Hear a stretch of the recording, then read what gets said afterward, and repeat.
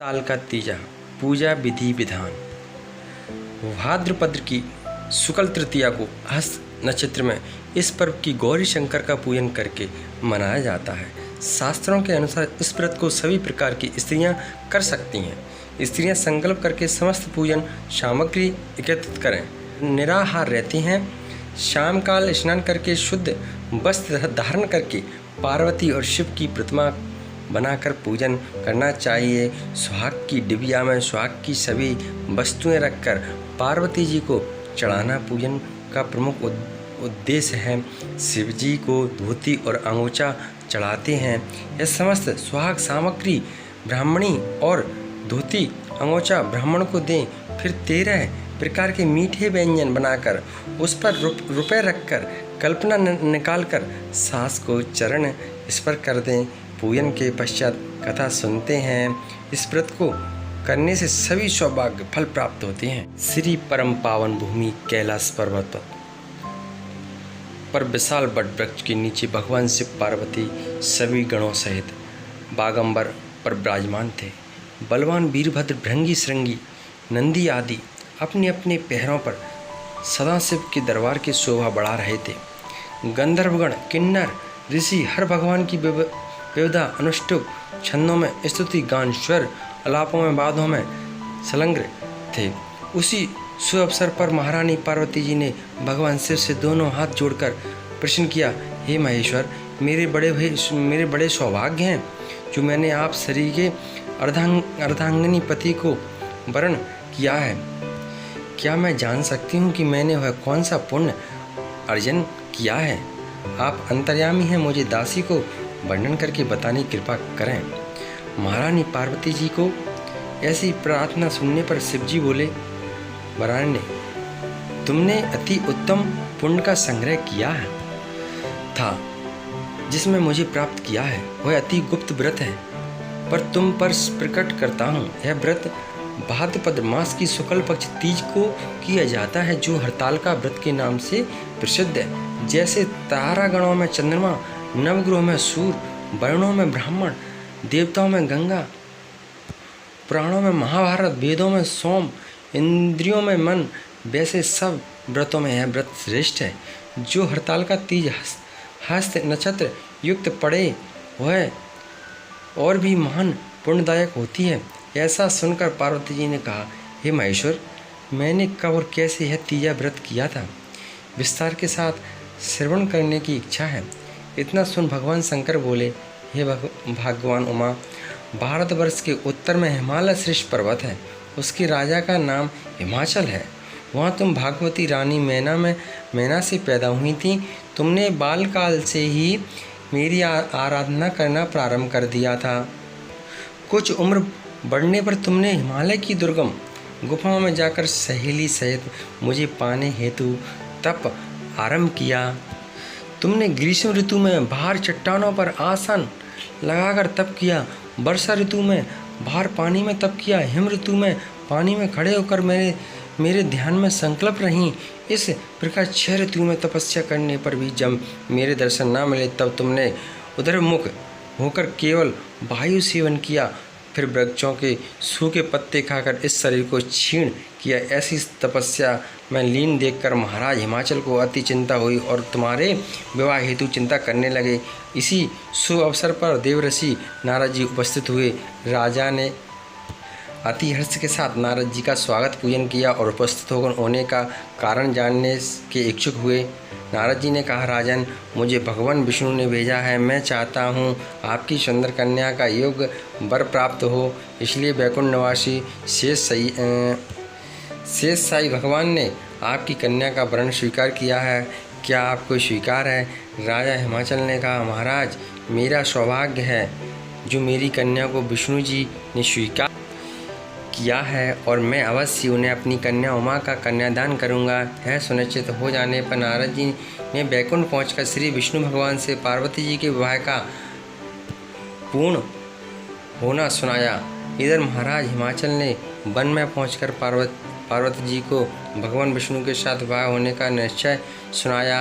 ऐसा सुनते ही पार्वती जी को महान दुखद हुआ।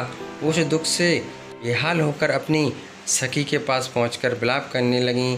तुम्हारा विलाप देख सखी ने तुम्हारी इच्छा जानकर कहा, देवी मैं तुम्हें ऐसी गुफा में तपस्या के लिए ले चलूँगी जहाँ महाराज हिमाचल तुम्हें ढूंढ भी ना सकेंगे। ऐसा कह सहेली उमा सहित हिमालय की गहन गुफा में विलीन हो गई। तब महाराज हिमांचल घबराकर पार्वती जी को ढूंढते हुए विलाप करने लगे कि मैंने विष्णु जी को जो वचन दिया है वह कैसे पूर्ण होगा। ऐसा कह वह मूर्छित हो गए।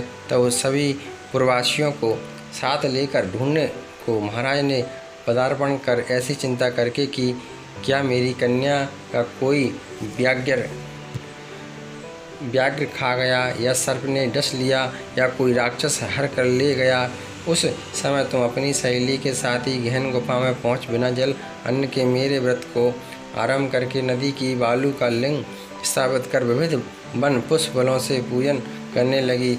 उसी दिन भाद्रपद की तृतीय शुक्ल पक्ष हस्त नक्षत्र युक्त प्राप्ति तुम्हारे द्वारा की गई मेरी पूजा के फलस्वरूप से मेरा सिंहासन हिल उठा।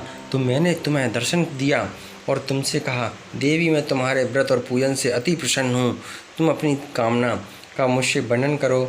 इतना सुन तुमने लज्जित भाव से प्रार्थना की, आप अंतर्यामी हैं, मेरे मन के भाव आपसे छुपे नहीं, आपको पति रूप में चाहती हूँ। इतना सुनकर मैं तुम्हें एव गस्तु इच्छित पूर्ण वरदान देकर अंतर्ध्यान हो गया। इसके बाद तुम्हारे पिता हिमाचल मंत्रियों सहित ढूंढते ढूंढते नदी तट पर मारे शोक के मूर्छित होकर गिर पड़े।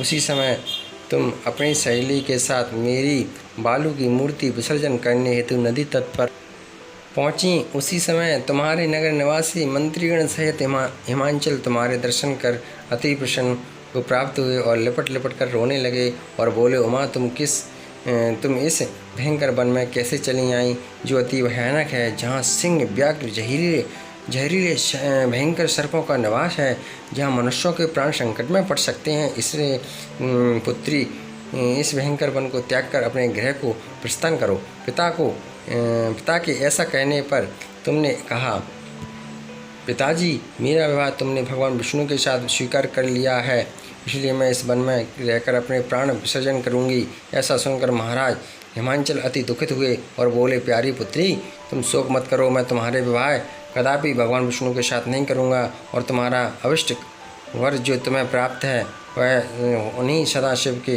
साथ तुम्हारा विवाह करूंगा। पुत्री तुम मेरे पर अति प्रसन्न हो।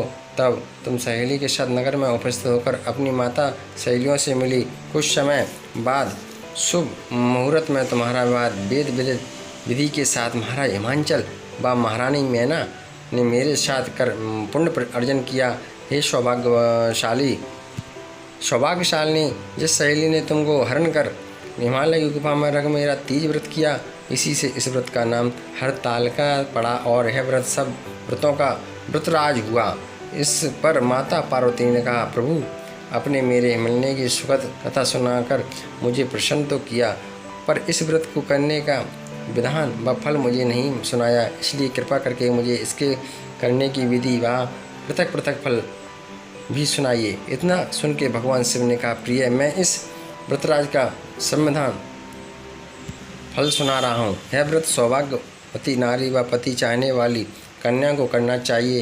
यह व्रत भाद्रपद के शुक्ल पक्ष में की द्वितीया के शाम को आरंभ कर तीज का व्रत धारण करें। यह व्रत निराहार बिना फल आहार और निर्जल रहकर करना चाहिए। भगवान शिव पार्वती की प्रतिमा स्वर्ण स्थापित करके केले व पुष्प आदि के खंभे स्थापित करके रेशमी वस्त्र के चंदोवा तान कर बंधनवान लगाकर शिव जी का बालू का शिवलिंग स्थापित करके पूजन वैदिक मंत्र स्तुति गान बाद बैरी शंख मृदंग झांझर आदि से रात्रि जागरण करना चाहिए और भगवान शिव का पूजन करने के बाद फल फूल पकवान लड्डू मेवा मिष्ठान तरह तरह की भोग की सामग्री समर्पण कर फिर ब्राह्मण को द्रव्य अन्न वस्त्र पात्र आदि का दान श्रद्धा युक्त देना चाहिए। जो आपकी श्रद्धा बने वो देना चाहिए। भगवान शिव को प्रति वस्तु को सिद्ध पंचाक्षरी मंत्र से ओम नमः शिवाय कहकर समर्पित करना चाहिए।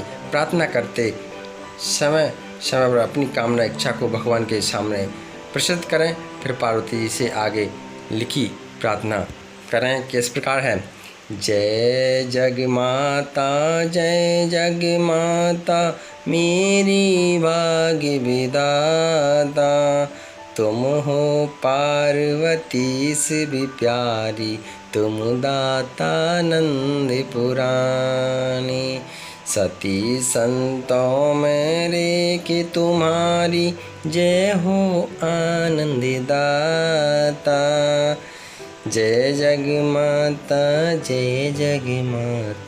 मेरी भाग्य विधाता, इच्छित वर मैं तुमसे पाऊँ, भूल चूक को दुख न उठाऊँ, भाव भक्ति को तुमसे पाऊँ, कर दो पूर्ण दाता। प्रार्थना के बाद पुष्पों को दोनों हाथों में लेकर पुष्पांजलि समर्पण करें। फिर चतुर्थी को शिवलिंग को किसी नदी या तालाब में विसर्जन करें। फिर 3 ब्राह्मणों को भोजन करा के दक्षिणा दें। इस प्रकार यह व्रत पूर्ण करने से नारी सौभाग्यवती होती है और धन व पुत्र पोत्रों से सुखी जीवन व्यतीत करती है। कन्या को व्रत करने से कुलीन, विद्वान, धनवान वर प्राप्त होने का सौभाग्य प्राप्त होता है। हे देवी, जो सौभाग्यवती नारी इस व्रत को नहीं धारण करती है, वह बार बार विधव्य व पुत्र शोक को प्राप्त होती है। जो नारी तृतीया के दिन व्रत रखकर चोरी से अन्न खाती है, वह शुक्री का जन्म पाती है। जो फल खाती है, बंदरियों को योनि प्राप्त होती है। जो जल पीती है, वह जोंक का जन्म लेती है। जो दूध पीती है, वह सर्पणी का जन्म ग्रहण करती है। जो नारी मांस खाती है, वह बाघनी होती है। जो दही खाती है, वह बिल्ली का जन्म पाती है। जो मिठाई खाती है, वह चींटी का जन्म के धारण करती है। जो सब चीज़ें खाती है, मक्खी का जन्म लेती है। जो उस दिन सोती है और अजगरी योनि को प्राप्त होती है।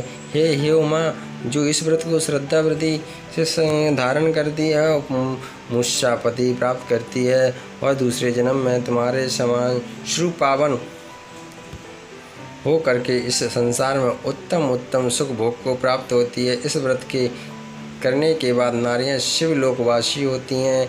बोलो शंकर भगवान की जय। इस प्रकार से आपकी हर ताल का तीजा का विसर्जन होता है। तो आप प्रसन्न होकर हमारी हिंदू धर्म में जो भी व्रत कथा सुनने के लिए हमारे चैनल को सब्सक्राइब कर लीजिए और हमारे चैनल को लाइक कर दीजिए और एक छोटा सा हर हर महादेव कमेंट कर दीजिए। आपकी मनोकामना भगवान पूर्ण करे। जय श्री राधे।